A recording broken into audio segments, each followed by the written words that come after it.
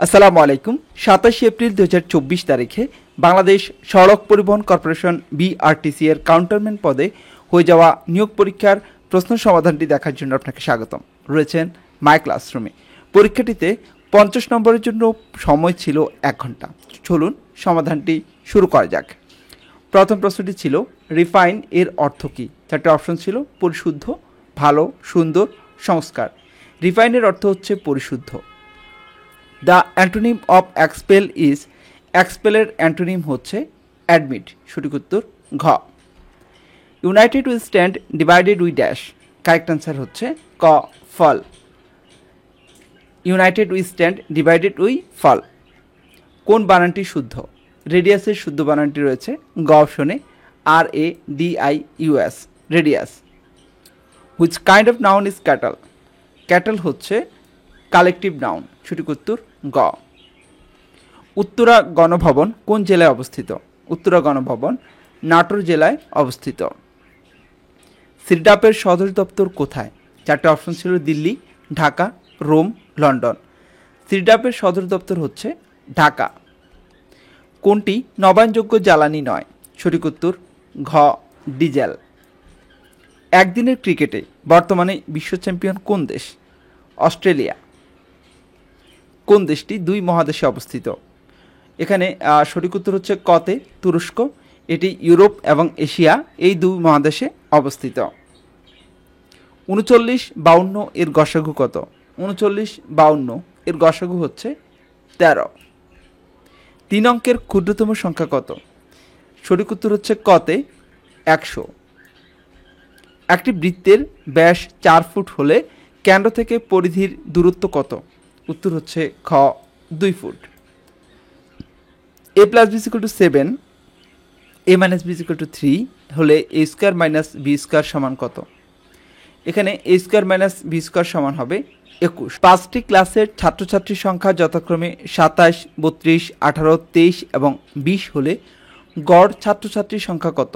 উত্তর হচ্ছে 24। একটি কাজ 10 জন 6 দিনে করতে পারে, 3 জন কত দিনে কাজটি করতে পারবে? উত্তর হচ্ছে গ 20 দিনে। 1 কাঠা সমান 1.65 শতাংশ হলে 20 কাঠা সমান কত শতাংশ? এক্ষেত্রে 20 কাঠা সমান হবে 33 শতাংশ। একটি দ্রব্য 170 টাকায় বিক্রয় করলে 15% ক্ষতি হয়, দ্রব্যটির ক্রয়মূল্য কত?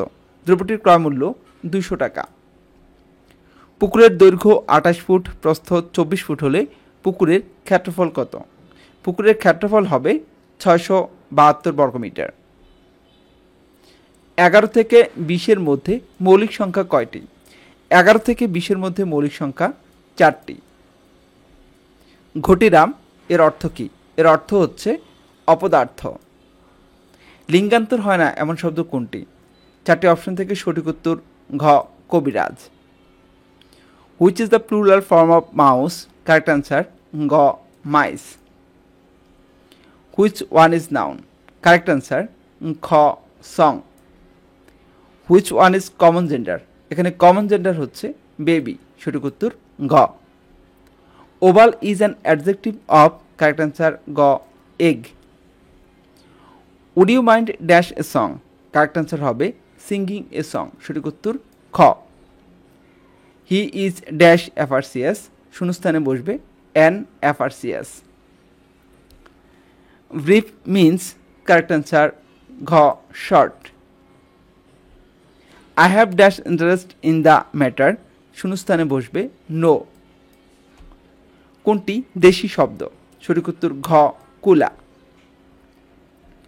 সূর্য এর সমার্থক শব্দ কি? 4টে অপশন থেকে সঠিক উত্তর হচ্ছে ক মিহির। বনে বনে ফুল ফুটেছে, এখানে ফুল শব্দটি বহুবচন। শেষের কবিতা একটি উপন্যাস। কখন ন হয় না? ন হয় না ট বর্গের আগে। কোন বানানটি শুদ্ধ?